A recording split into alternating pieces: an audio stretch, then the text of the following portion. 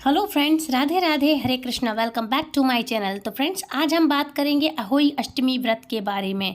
अहोई अष्टमी का व्रत बहुत महत्वपूर्ण होता है। हिंदू धार्मिक ग्रंथों के अनुसार कार्तिक मास के कृष्ण पक्ष की अष्टमी तिथि का व्रत विधि विधान से करने पर संपूर्ण फल प्राप्त होता है। यह व्रत दिवाली के 7 दिन पहले रखने का विधान होता है। अहोई अष्टमी का व्रत 2024 को 24 अक्टूबर को रखा जाएगा।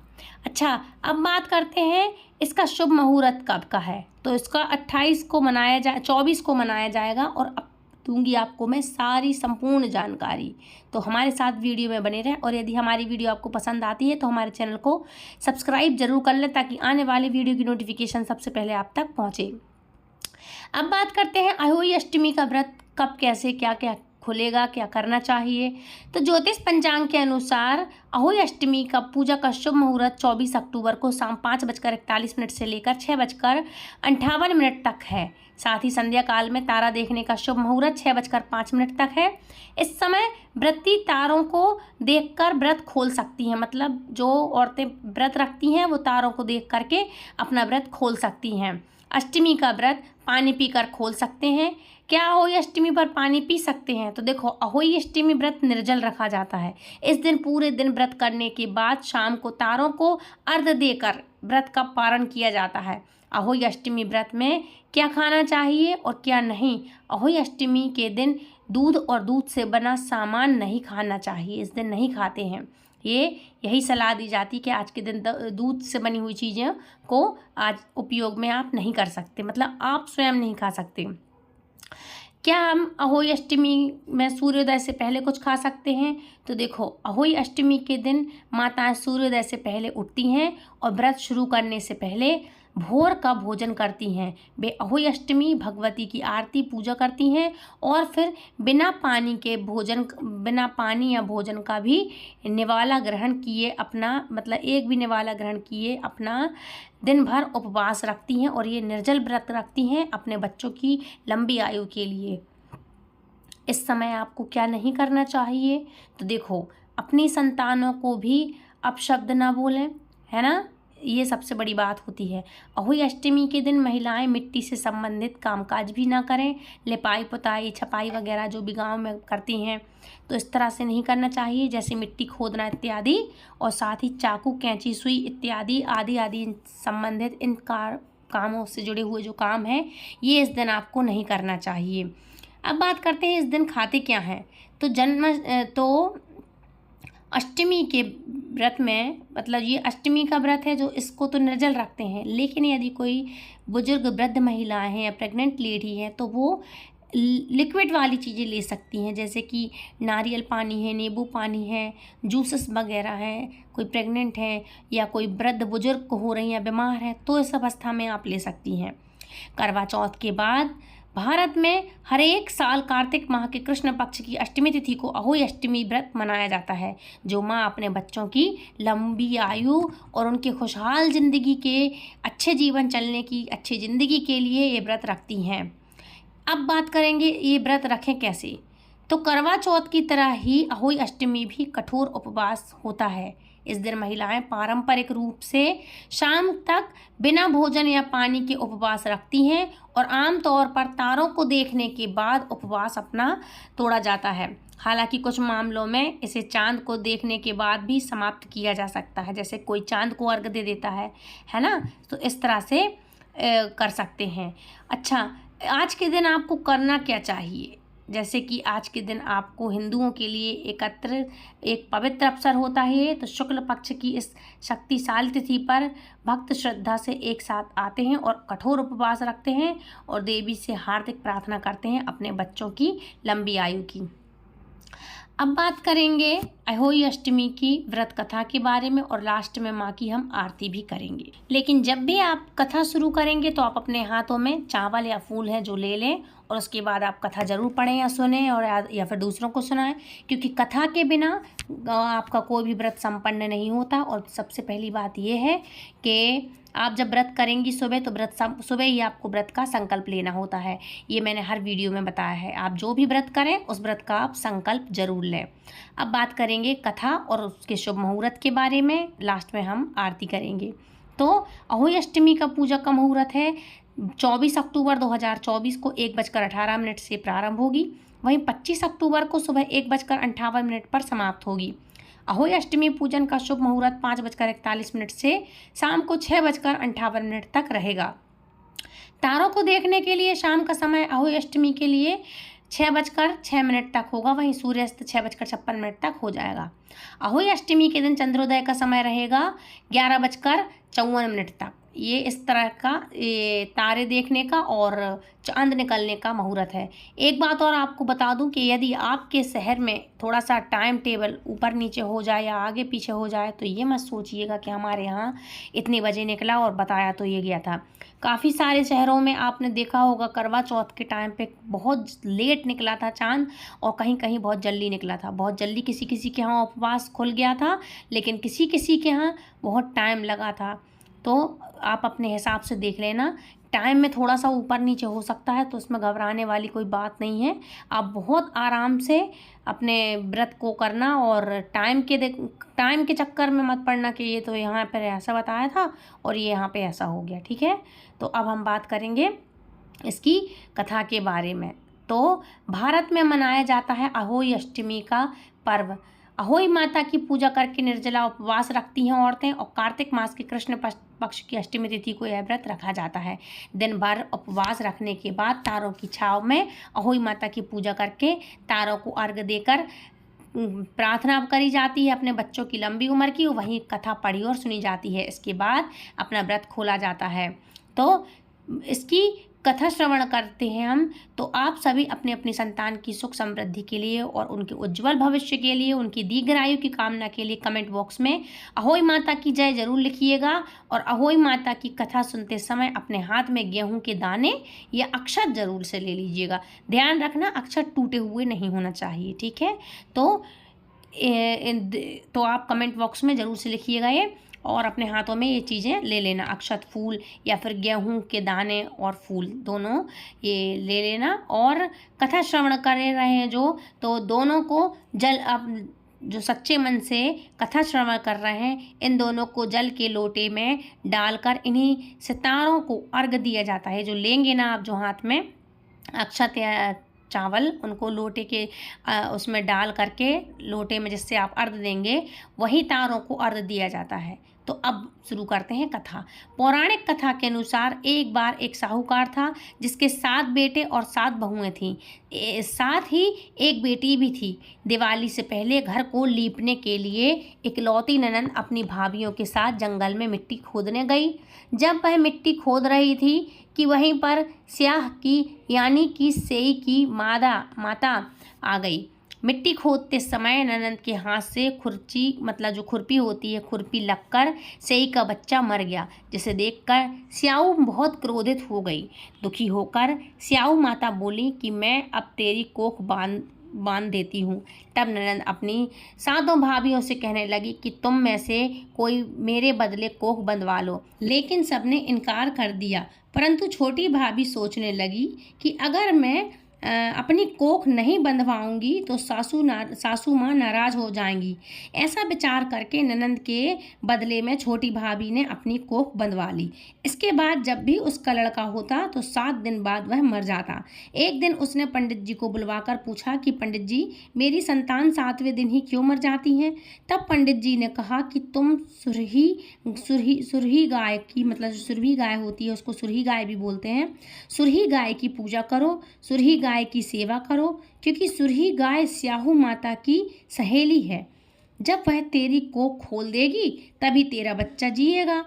इसके बाद से छोटी बहू बहुत जल्दी उठकर चुपचाप सुरही गाय के नीचे साफ सफाई करके आ जाया करती। गौ माता एक दिन बोली कि आजकल कौन मेरी सेवा कर रहा है, सो आज देखूंगी। एक दिन गौ माता खूब जल्दी उठ गई। क्या देखती हैं वो उठकर?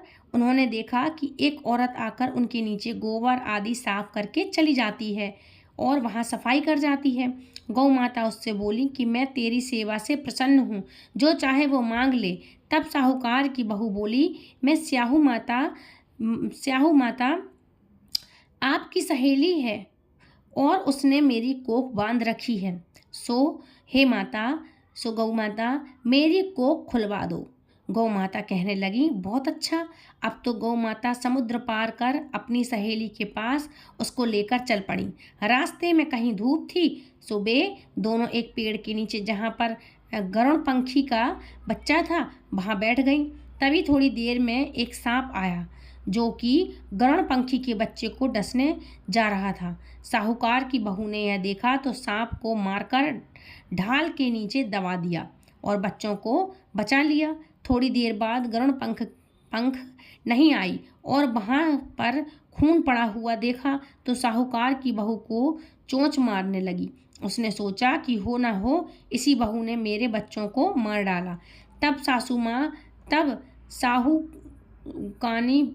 साहूकारनी बोली कि मैंने तेरे बच्चों को नहीं मारा, बल्कि सांप तेरे बच्चों को डसने आया था। मैंने तो उस सांप से तेरे बच्चों को बचाया है। यह सुनकर गरुड़ पंखी बहुत खुश होकर बोली कि मांग, तू क्या मांगती है? साहूकार की बहू बोली, हे गरुड़ पंखी, मुझे 7 समुद्र पार स्याहू माता के पास पहुंचा दो। गरुड़ पंखी ने दोनों को अपनी पीठ पर बिठाकर स्याहू माता के पास पहुंचा दिया। स्याहू माता उन्हें देखकर बोली कि बहन बहुत दिनों के बाद आई। फिर कहने लगी, बहन मेरे सिर में जूं पड़ गई है, जरा मेरे सिर से जुएं तो बीन दो।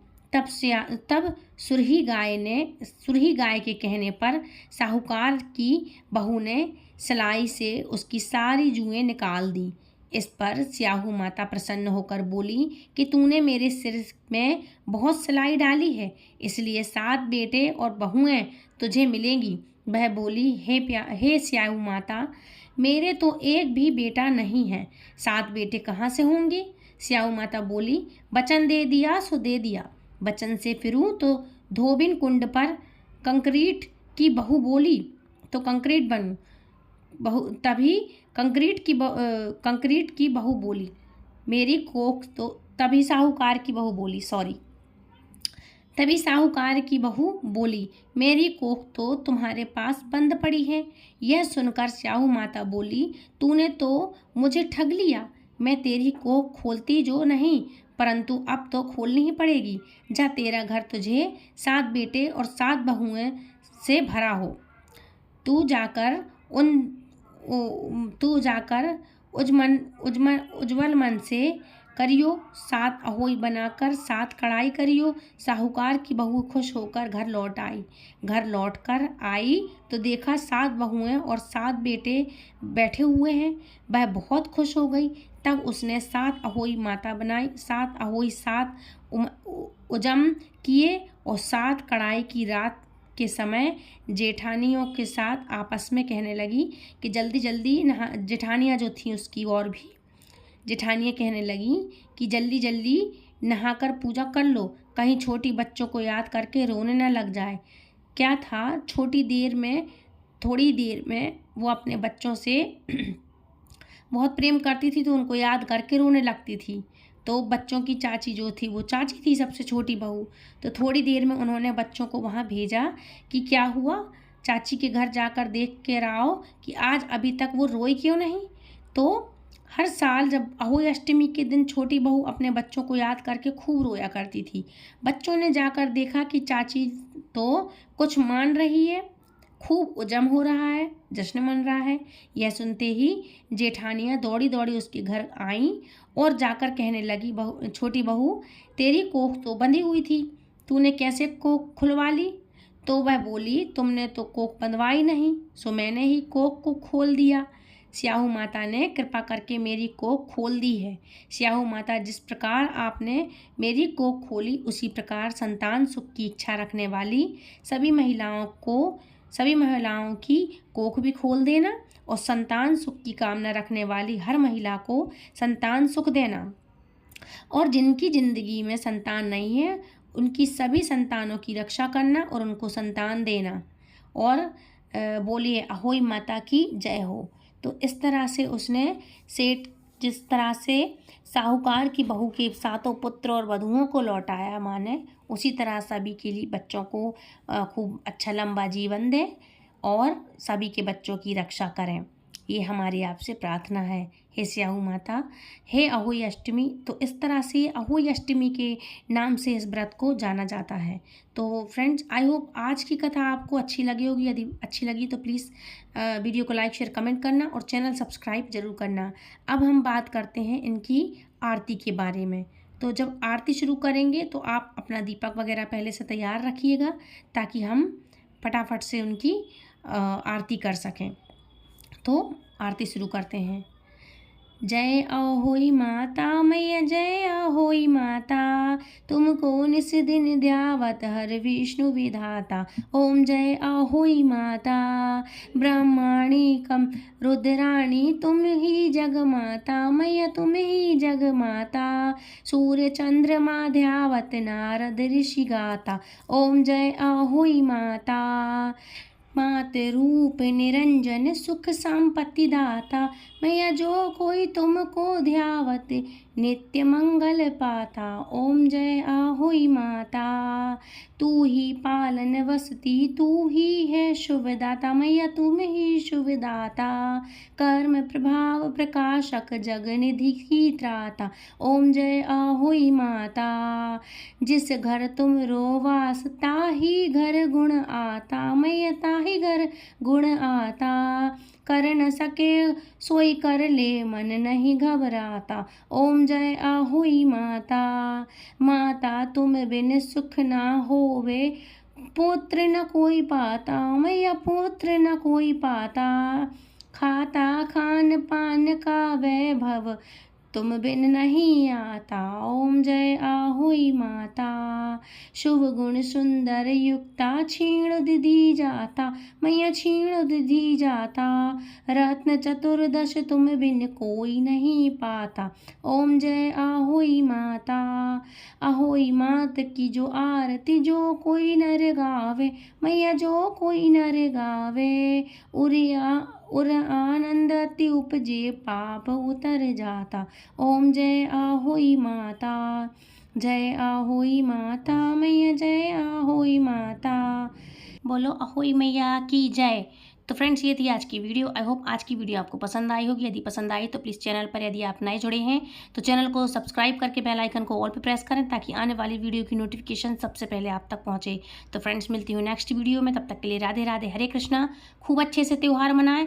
Happy Ahoi Ashtami once again. Radhe Radhe, Hare Krishna, Hari बोल।